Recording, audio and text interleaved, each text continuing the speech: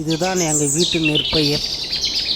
நான் வேறு எதனா காய்கறி எதனா போடலான்னு சொன்னேன். இல்லை எங்கள் வீட்டு மகாராணி இல்லை நம்ம நெற்பயிர் தான் நடணும் அப்படின்னு சொல்லிட்டாங்க. நான் அவங்கள மீறி ஒன்றும் பண்ண முடியாது. பாருங்கள், எங்கள் வீட்டு நெற்பயிர் இது தான். இங்கேருந்து தான் தண்ணி வரும். பாருங்கள் எப்படி இருக்குன்னு. இங்கே ஒரு சுரக்காய் இருக்குது பாருங்களேன். அது இருக்குது பாருங்கள், எப்படி இருக்குங்க, சூப்பராக இருக்குங்க. அதே மாதிரி இதை எப்படி இருக்குது பாருங்கள், எங்கள் ஊர் தண்ணி அப்படி கண்ணாடி மாதிரி இருக்கும். எங்கள் ஊர் தண்ணி ஆர்ஓ வாட்டர், நாங்கள் ஆர்ஓ வாட்டர். எங்கள் ஊர் தண்ணியை பாருங்கள், அப்படியே சுவையாக இருக்கும் எங்கள் ஊர் தண்ணி. அதே மாதிரி இதிலேருந்து தான் தண்ணி வரும். அது இங்கே இருக்குது பாருங்கள் மோட்ரு, இதுலேருந்து தான் தண்ணி வரும். அந்த பழுப்பு அப்படிலேருந்து வர தண்ணியே ஒரு அழகு தான். அதே மாதிரி இங்கே பால்ச செடி போட்டுருந்தோம், அது முடிஞ்சிருச்சு.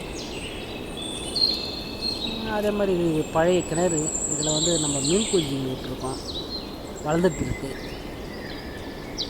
இது ஃபுல்லாக நம்ம வயல்வெளி தான். அது மோட்ரு ஷெட்டு. இது வந்து எள்ளு விதைச்சிருக்கோம் இப்போதைக்கு.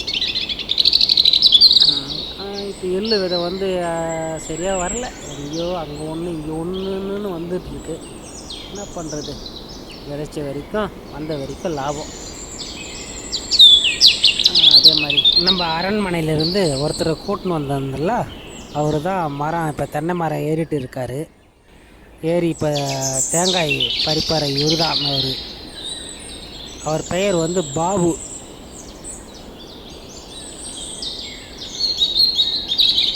ஏறிட்டார். இன்னும் கொஞ்சம் தூரம் தான் இருக்குது ஏற வேண்டியது. ஏறி பறித்து போடுவார்.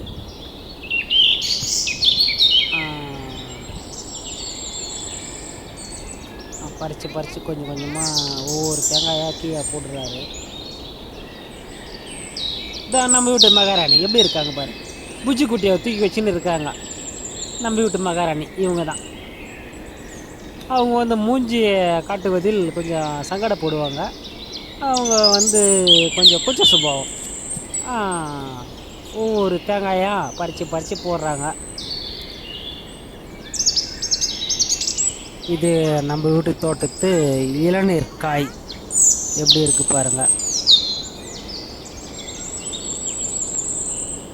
நல்லா தான் விளைஞ்சிருக்கு நம்ம வீட்டு தோட்டத்து இளநீர் செடியில்.